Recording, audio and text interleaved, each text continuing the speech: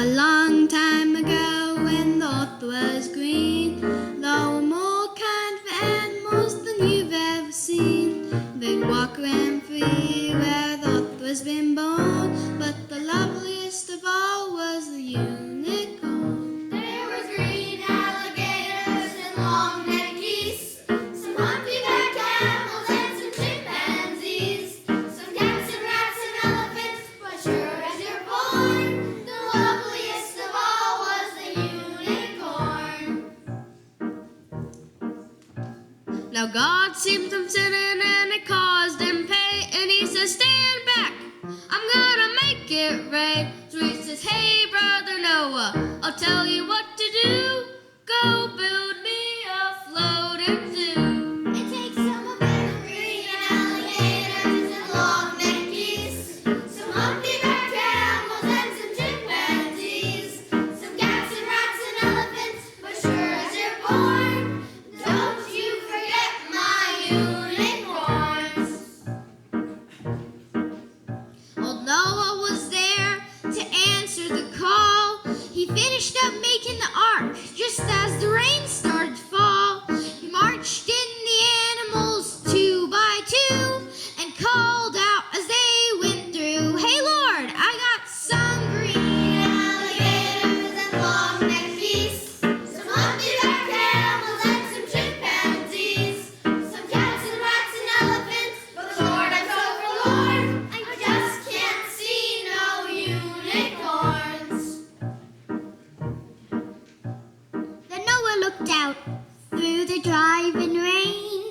Them unicorns were hiding, playing silly games, kicking and splashing while the rain was pouring. Oh, them silly unicorns. There was green alligators and long-necked geese, some humpty-backed camels and some chimpanzees. Noah cried, close the door, 'cause the rain is so pouring, and we just can't wait for unicorns. While the ark started moving, it drifted with the tide. The unicorns looked up from the rocks and they cried. The water came down and sort of floated them away. That's why you've never seen a unicorn to this very day. Green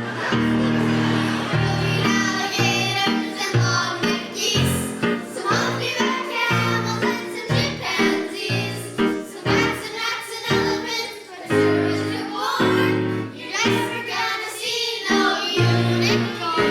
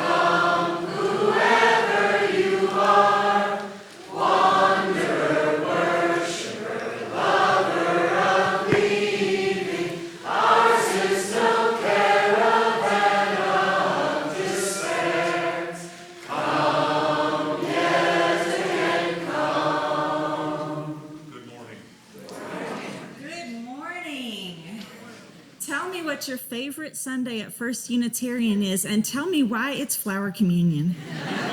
It's the greatest. There's everything. Every single song you hear today is going to be fun. We don't have a unicorn. If we can get that together, it's going to be truly spectacular. Welcome. I'm so glad that you're here. Welcome to those who are joining us on Zoom. Thank you for being here as well. And especially thank you to our guests and visitors. You've come on a really great Sunday. They're all great, but today's extra great. And so we really thank you for being here. We are nearing the end of our church year, and that means we're nearing the end of the long announcements. But I still got some, so here they come. First of all, let me tell you about all the fantastic things that are happening here this summer. We have So many flyers for you to take home to remind you. There is going to be Summer Forum. It starts on the 14th, and here's the list of all the things that are happening in Summer Forum. First Sunday is, the 14th, George Cohan's Irish American Patriotism on Broadway with Professor Kraft from the University of Utah. And it just goes on from there all summer. And every Sunday, there's going to be kids programs for babies through 5th grade. If you are older than 5th grade, you get to come and listen to Professor Kraft talk about George Cohan. But if you are younger than that, there's fun activities for you.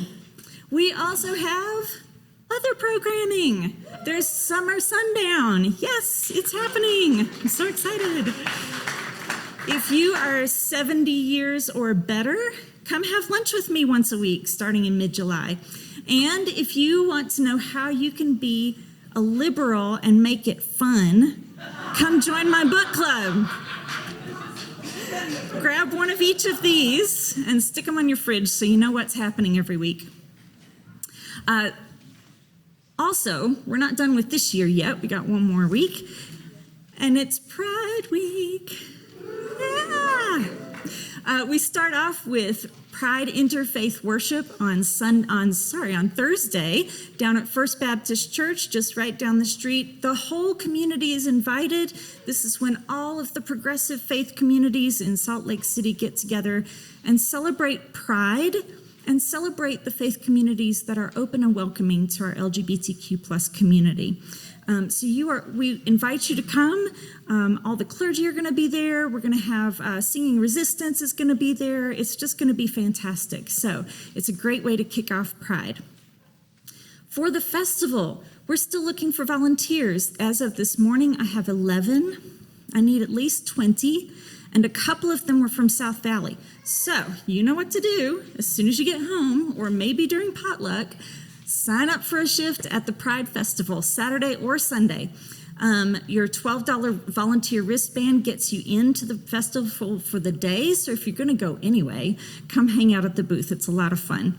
And of course, we can use as many people as possible to help us carry the giant flag in the parade. So sign up for that too, just so we know who you are and where you are.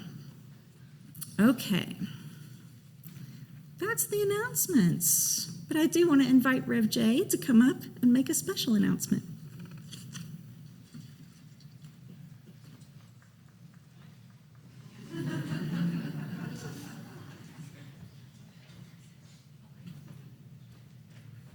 Hi, everyone. How many people came to Harmony Fest yesterday? Yay! If you didn't, that's okay. Nobody's perfect. You can come again next year. My friends, how awesome was Harmony Fest? This is the second year we've done it, and I think we surpassed year number one in pretty much every way. We don't have the if you're a numbers and money person, we don't have a final numbers yet, but I do know that we netted, what's the big one? Gross. I am the CEO of this nonprofit, by the way. We grossed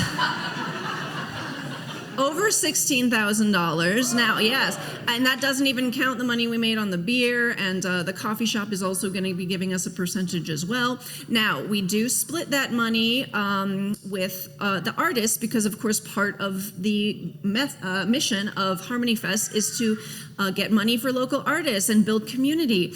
But I just want to say it was an amazing success. It was a beautiful day. We heard so many wonderful bands, and I want to thank especially our Harmony Fest team. First of all, Stephanie, who maybe you know,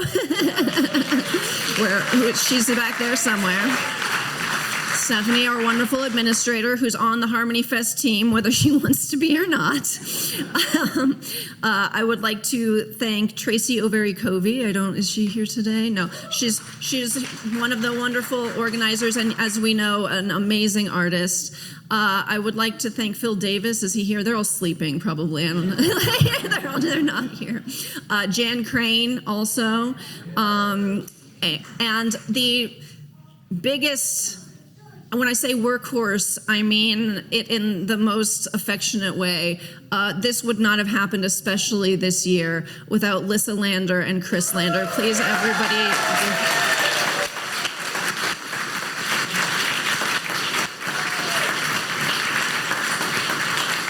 Y'all have no idea what Lissa did this year to make that beautiful event for everybody happen. So everybody come up and give her a consensual hug if she wants one, and tell her what a great time that was. My friends, I also wanted to just say that I've been a little in and out this spring. Maybe you haven't seen me as much as normal, and that's because in late January, my father received a very aggressive terminal diagnosis. Now, he is still with us. He is in his last days now, but that is why I have been not as present as I normally would, and that's also why Lissa had to do even more this year to make Harmony Fest happen. So I just wanted to say that even though that is happening, it is something that we all go through, even ministers. We all go through that with somebody that we love, pretty much. And so we've all been there or will be there. Thank you all for making this such a beautiful place to come and work and be when I'm able to be here. Thank you for an amazing year. This really has been an incredible year. And thank you for hopefully many more years to come.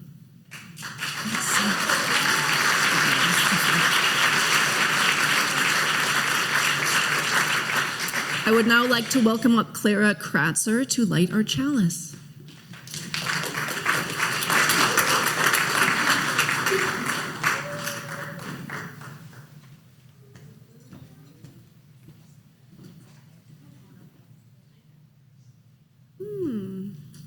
Oh.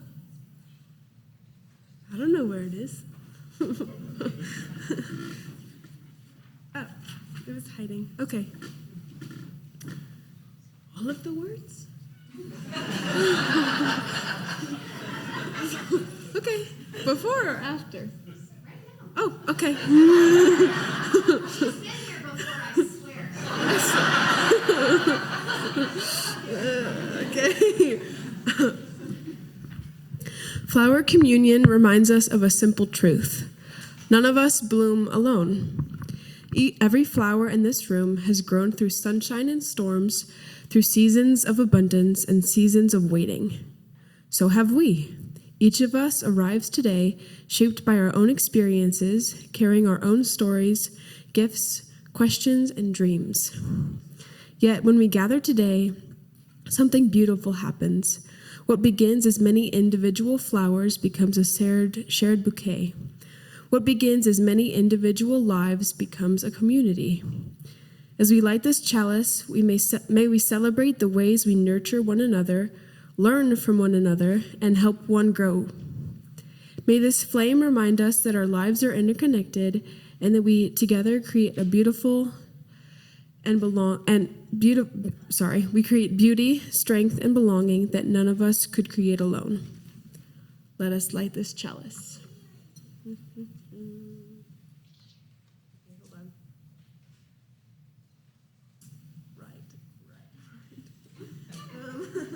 Sorry, guys. I got it.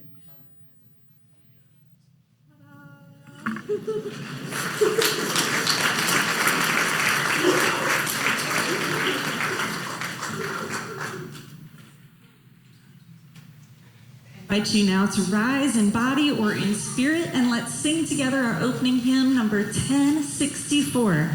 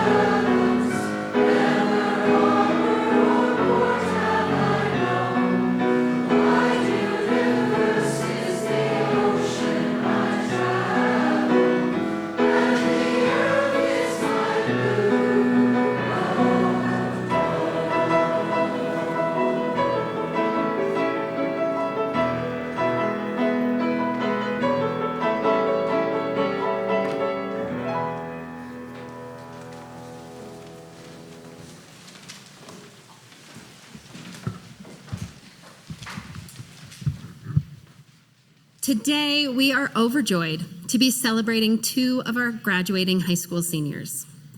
A bridging ceremony is one of 2 major Unitarian Universalist rituals in which children and youth participate. The first is our child dedication ceremony. In our dedication ceremony, the child's family and the community enter into a covenant in which the congregation promises to cherish and love the child as part of the community. And then when youth graduate from high school, we have a bridging ceremony. In our bridging ceremony, youth cross over a bridge, symbolizing their transition from childhood to young adulthood. I have thought a lot over the last few weeks about these 2 remarkable people we celebrate today. What an absolute gift it has been for myself and all of the adults lucky enough to be part of their lives here at First Church. That gift is our intentional, multi-generational community. It's why church is unique. We, the members of this community, get the absolute privilege of being part of other people's children's lives. We see them as tiny angels, children making protest signs to save the animals because they all write at some point, we want to save the animals. We remember their screechy instruments and off-key performances. Awkward middle schoolers suffering through and learning a lot in OWL. Listening to their coming-of-age statements and feeling so overwhelmed with their vulnerability, hope, and perseverance. See, I thought I wasn't gonna cry. But then I looked at Rosie, and then I looked at Pete, and now it's all just lost. Nobody should look at anybody today. And then finally, impossibly, the youth that will stand before us at this bridge. In no other setting do you get this gift of lasting community over time, and truly over their lifetime, that we get to be with you, celebrate you, listen to you, and suffer with you. Thank you, parents and families, for trusting our community with your most precious people. Thank you, First Church community, for continuing to show up for our children and youth. And thank you, Clara and Rosie, for giving us the gift that is you. Clara Andrea Kratzer and Rosabella Eliza Lander, will you join me up here, please?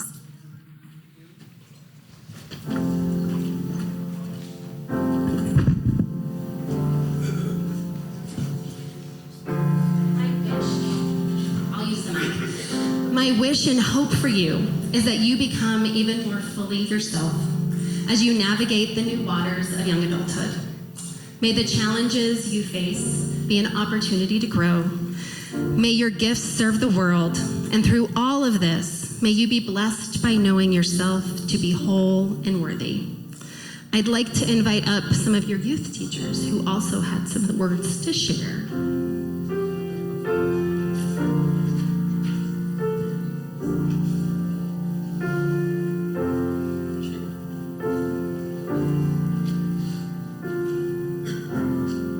I think my favorite memory of Rosie ever is us talking about how we're going to be learning about different faiths in our neighboring faiths curricula.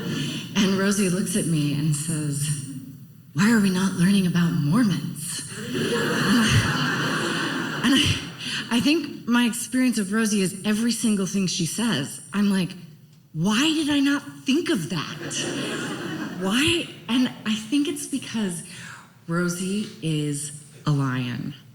She leads with confidence and courage, and even when she's not totally confident about the things she's saying, she waits and lets other people join her so that they can build confidence together. And I watch that over and over and over again, including on Zoom. During COVID, Rosie speaks and everybody joins in. And I think, I know my time's up, so I will hurry really fast, but the thing that I wish the most for Rosie as she keeps growing and maturing is that she keeps putting her wings out and bringing people with her into this messiness of confidence and courage, because we need her and everything that she has to offer the world. So, thank you. Okay, I should not follow a former lay minister when I'm going. That was beautiful.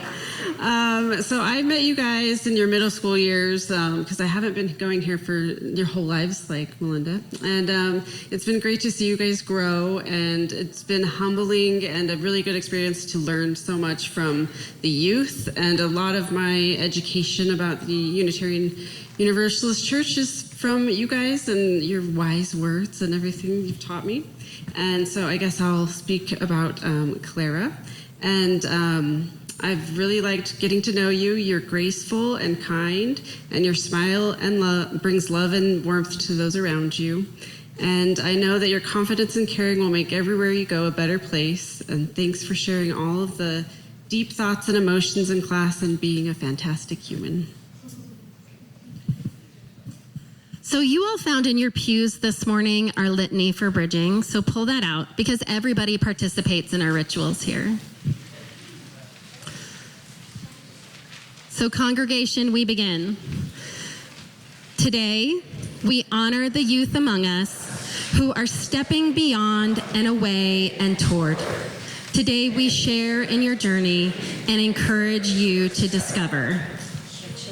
So children and non-bridging youth, today, so speak loud, you guys. Today, we applaud you for all you have been, for all you are now, for all you will be. Okay, our bridgers. Today I cross this bridge so that I may begin anew to hope and do and learn and be. Wait. Oh, congregation next. Oh, okay. Today, you cross this bridge. Go now and explore with wonder. We will support and nurture you. You are love. Children and non-bridging youth, today you cross this bridge. Be patient and hopeful. We will support and nurture you. You are an inspiration. Today I cross this bridge I welcome your blessing and move forward in hope. Together we share a special place. Together we learn, together we grow, and together we serve. Now, Clara and Rosie, I invite you to cross our physical bridge into the adult community at the First Unitarian Church. As you cross this bridge, we have so many things for you. Everybody brought you a thing. As you step into this new phase of life, once you cross this bridge, you'll find our markers and write, you can start whichever way you want, and write your name on this bridge. For our children and youth, this bridge serves as an inspiration for things to come. For our bridging youth, it serves as an invitation into fellowship, offering safe passage into your journey into adulthood. Okay, Clara, or Rosie.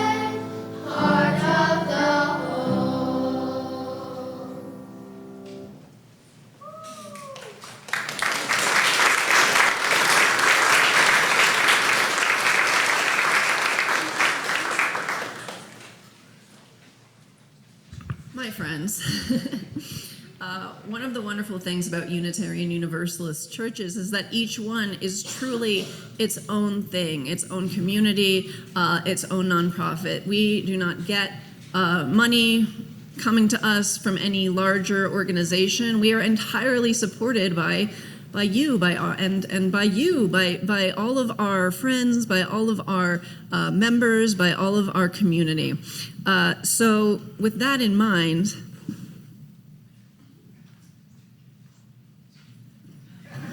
Please give us generously.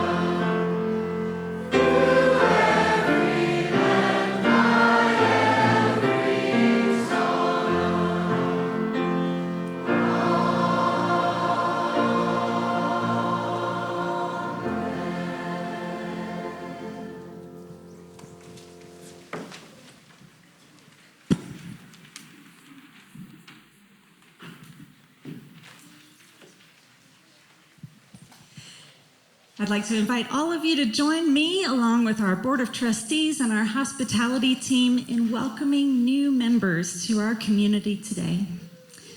I love it that we do a new member ceremony on the day of our flower communion each year.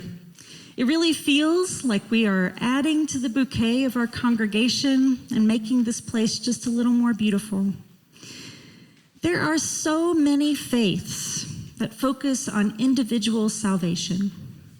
But ours is a faith which echoes a much older conception of religion that seeks the salvation of a whole community, that proclaims, as the song says, that we must all get there together or never get there at all.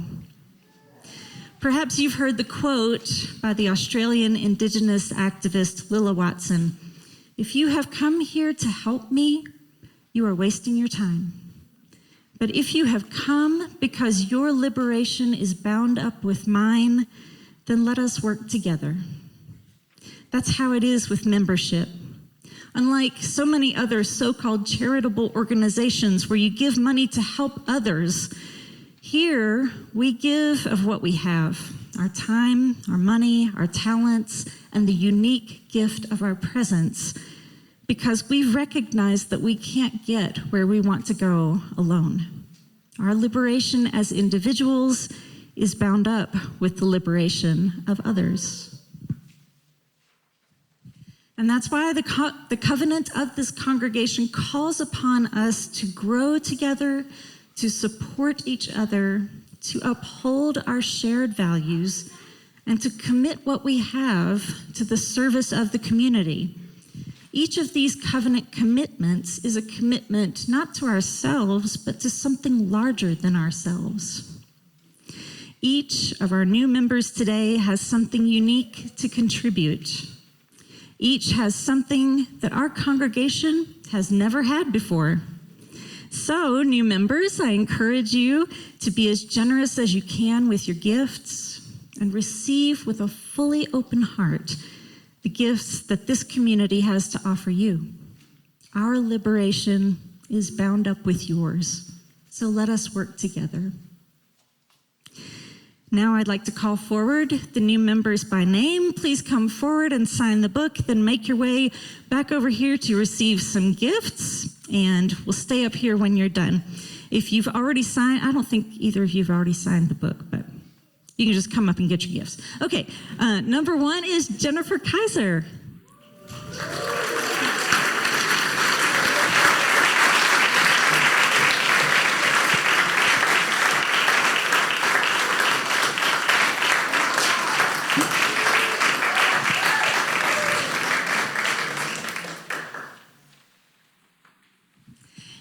other new member today is Brett Wilsey.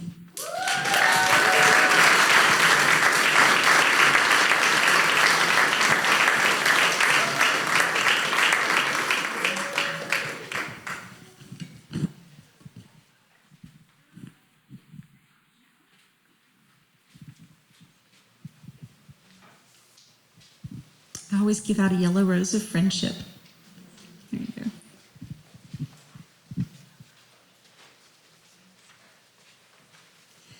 And our board president, Linda Smith, will lead us in sharing our covenant together. You'll need this piece of paper with the chalice on it. What makes us Unitarian Universalists is the practice of covenant, the making of sacred promises that bind us together. Our promises are not eternally binding like those our religious ancestors might have made. Rather, they must be remade again and again. And today we will read together our recently revised covenant that was voted on at last year's congregational meeting, a statement of our commitments. Let us welcome new members by reading together our congregational covenant. We, the members and friends of this church, covenant to grow together in the spirit of love. We promise to support one another's search for truth and meaning and to uphold the values of our church. As members and friends, we commit to share our time, talent, and resources to serve each other and the larger community. Welcome, new members.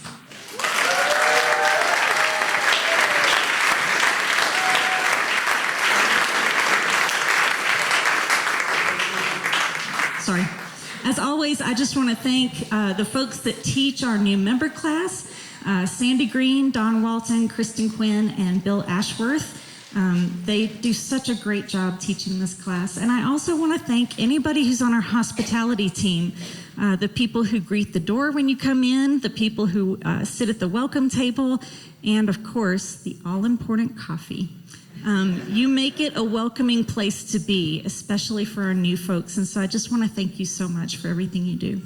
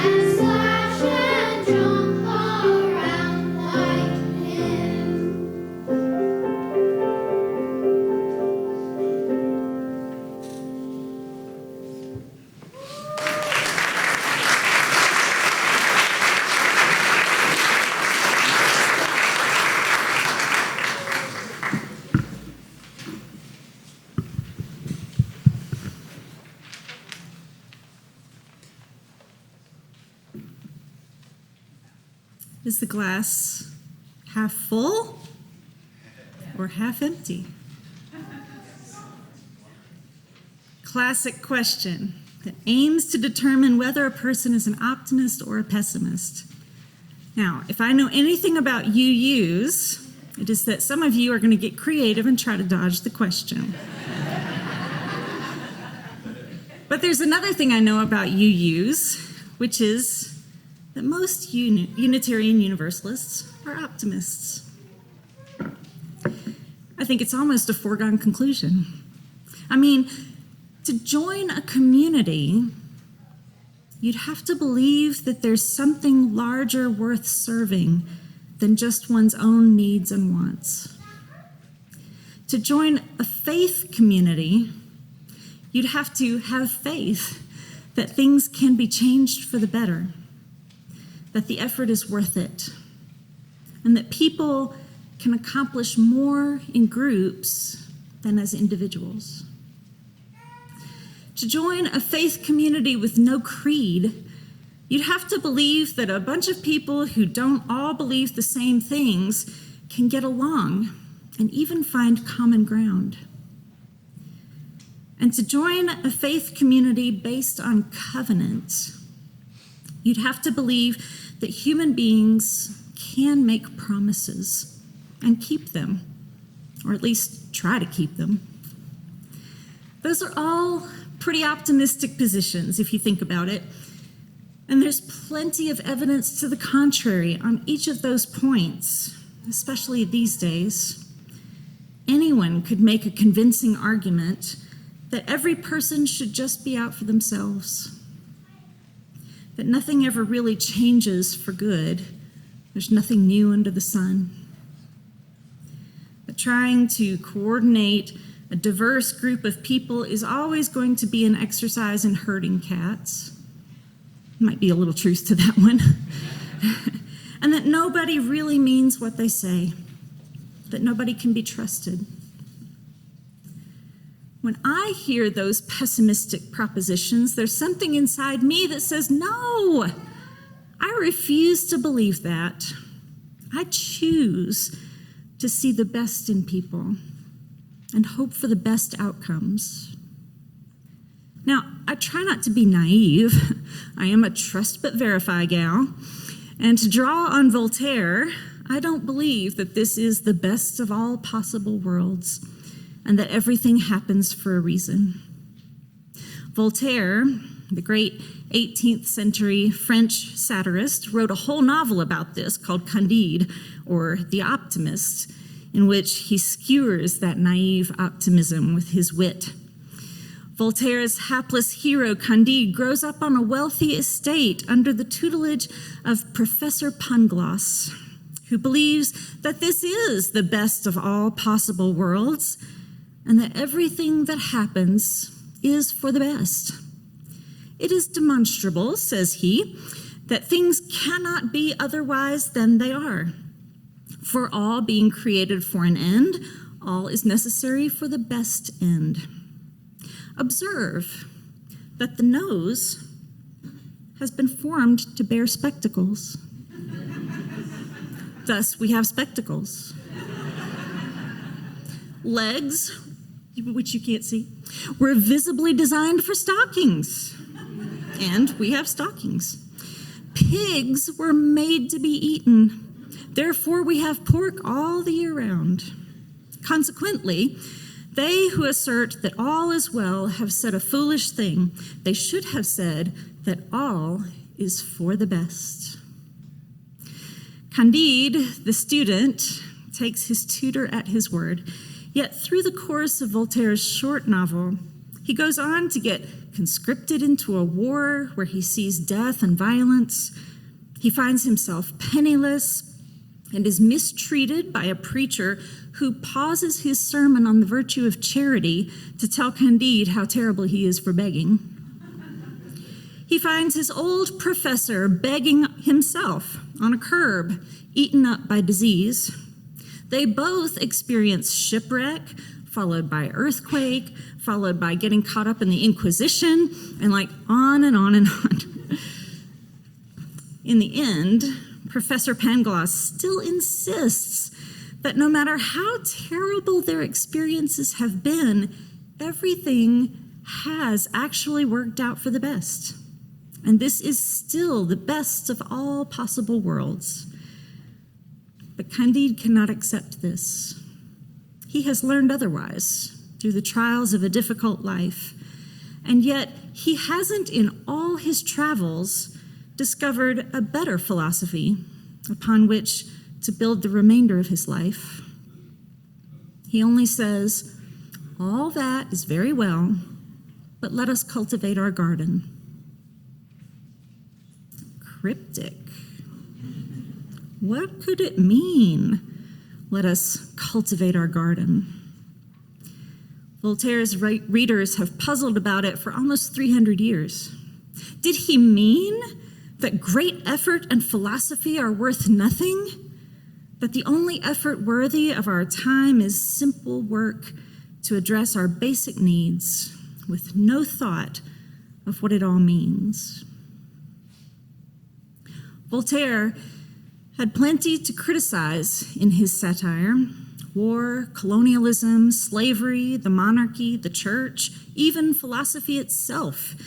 And although Pangloss argues to the end that all things, even all the evil things, have contributed to a final good, so all these evils of the Enlightenment contributed to the great evils of the 20th century, the two great wars, and the particular evil of Nazism. Each year, I speak to you about the origins of the flower communion. And so for those who are new among us, I'll just briefly share the story again. And for those who've heard it before, this is how stories become meaningful to us, by telling and retelling. The flower communion got its start in the 1920s in Europe, established by the Reverend Dr. Norbert Čapek, the minister of the Unitarian Church in Prague. Čapek had been a Baptist minister, which is a little different thing in early 20th century Europe than what you're probably thinking. He was deeply opposed to what he saw as the dominance and corruption of the Catholic Church. But living in the United States for a while, he became introduced to Unitarianism and found that this faith was even closer to his true beliefs than the Baptist faith. Back home in his native Czechoslovakia, he established the church in Prague, which would become the largest Unitarian church in the world, with over 3,000 members. Čapek and his congregation watched with worry as the Nazi threat spread across Germany and into the surrounding lands, including their own. In the end, Norbert and his daughter were sent to the concentration camp at Dachau, and Norbert was executed by the Nazis in 1942. Yet throughout his life, and even in the camp, where he continued to write sermons and new songs, Čapek's unflagging optimism kept his people hopeful and focused on their values. Norbert Čapek and his wife, the Reverend Maya Čapek, created the Flower Communion to celebrate diversity and pluralism in the face of a rising tide of fascism. And as we've said before, fascism hates diversity and it hates pluralism. In the Flower Communion, each person would bring a flower to decorate the altar, and each would be given a different flower to take home. Now, the symbolism of the colorful bouquets created by the individual contributions of each member was obvious. But in those first flower communions, the people did not choose the flower they took home. It was given to them, which symbolized the fact that we do not always get to choose with whom we will be in community. Yet each person is unique, colorful, and important in their own way. And so the discipline of pluralism is to choose to discover what is beautiful about every other person, even if it is not evident on the surface. This discipline became critical as the war began and more people found themselves in devastated cities, relying on each other as survivors, hungry and desperate and deeply wounded in both body and spirit.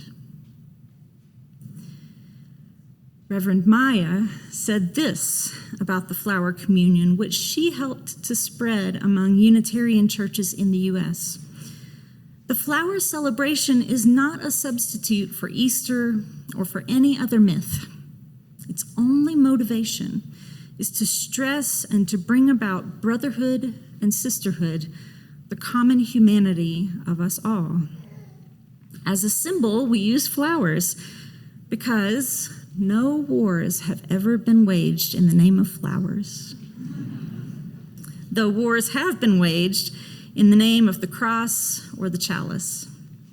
The exchange of flowers means that I shall walk without reservation with anyone, regardless of their social status or their former religious affiliation, as long as they are ready and willing to go along in search of truth and in service to humanity. One aspect of war that rarely gets talked about is the environmental impact. And the impact during World War II was enormous. The Nazis talked a lot about the virtues of the German lands and forests, yet they razed many forests to the ground. And it took decades for those forests to recover. In an article written after the Germans had cut down many trees, Norbert suggested that each Czech plant one fruit tree and keep it in their care as a lifelong patron. Then the valleys of Bohemia and Moravia will change into beautiful orchards, an earthly paradise. Those last words were from the banned Czech national anthem. Čapek was an optimist, but he was a realist too. And he understood that people needed not just ideas, but tangible symbols of hope, something they could hold in their hands. They needed not just flowers cut in their prime and arranged in beautiful bouquets, but also things that would take a long time to grow, so they could believe that there was a future out there. Maybe for them, maybe not, but a future for someone with their own hopes and dreams and their own unique beauty.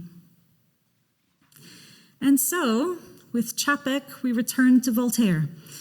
Only I would change one word of the closing sentence of his novel. All very well, and let us cultivate our garden. This is an honest optimism we can live with, an optimism that doesn't flinch from the evils of the world, yet chooses to cultivate something for the next generation, something worth having, something worth saving and loving. An optimism that chooses to find the fertile soil of hope in the human heart, that chooses to plant its seeds there, that chooses to marvel at the flower that blooms there, that chooses to share that blossom with the world. May it be so. Let us bless the flowers with the words of the Reverend Dr. Norbert Čapek, with the prayer that he used to bless the flowers for his congregation a century ago. Infinite Spirit of life, we ask thy blessing on these, thy messengers of fellowship and hope. May they remind us, amid diversities of knowledge and of gifts, to be one in desire and affection and devotion to thy holy will. May they also remind us of the value of comradeship, of doing and sharing alike. May we cherish friendship as one of thy most precious gifts. May we not let awareness of another's talents discourage us or sully our relationship, but may we realize that whatever we can do, great or small, the efforts of all of us are needed to do thy work in the world. I invite you now to come forward as the Spirit moves you and choose a flower from the incredible bouquet that we have created here this morning. As you choose your flower, offer a blessing for whoever brought the flower that you choose.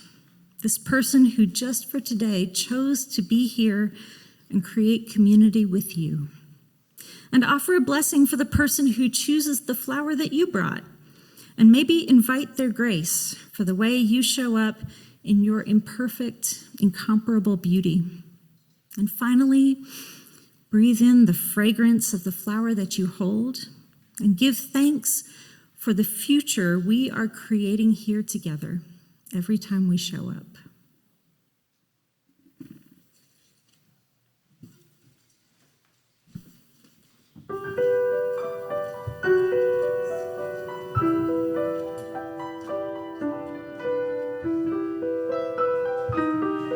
This is your written invitation.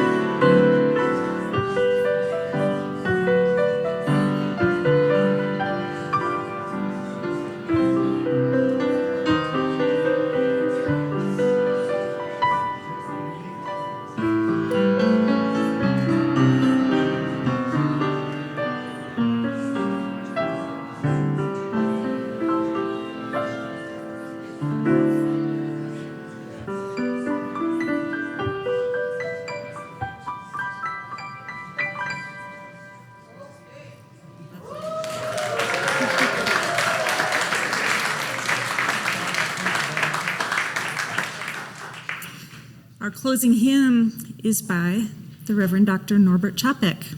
Number 78. Please rise.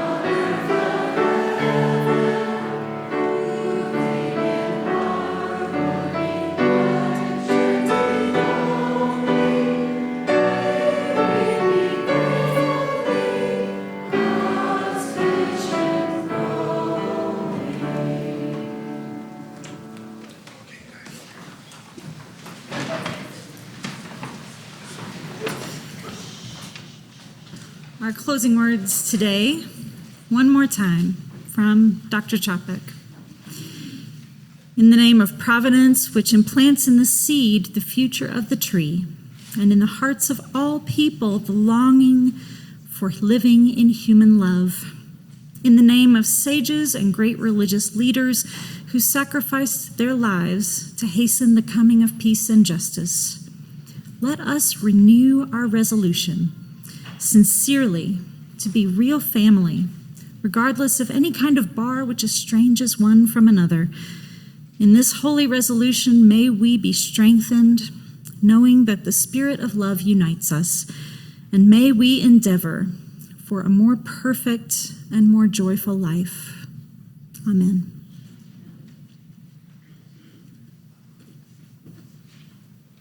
The beat is going to be our horse.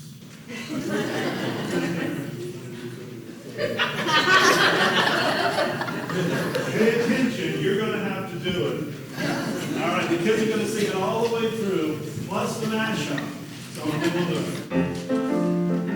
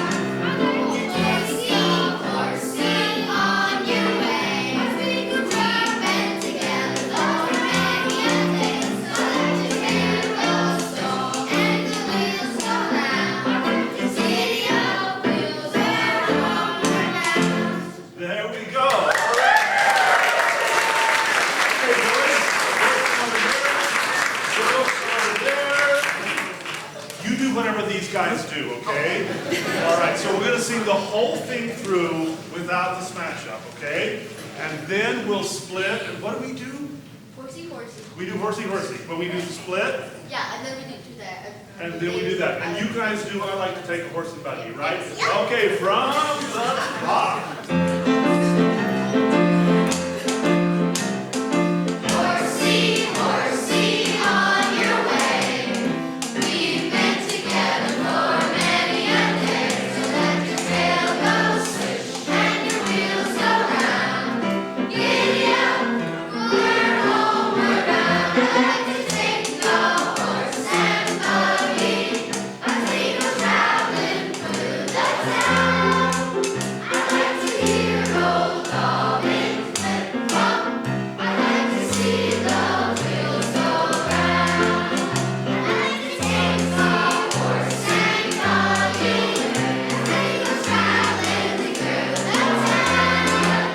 I like to hear old Dobbins flip-flop. I like to see the wheels go round. Horsey, horsey, on your way.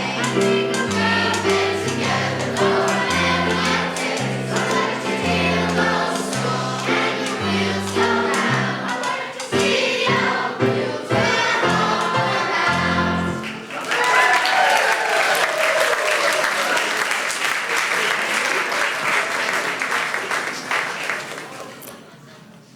I would say that's the most fun you're going to have all week, but it is Pride Week, so like, this is just the start. Anyway, we're so glad that you made it today. Thank you for being here. Please stay and have lunch with us outside. It's a beautiful day, and we just love for you to stay.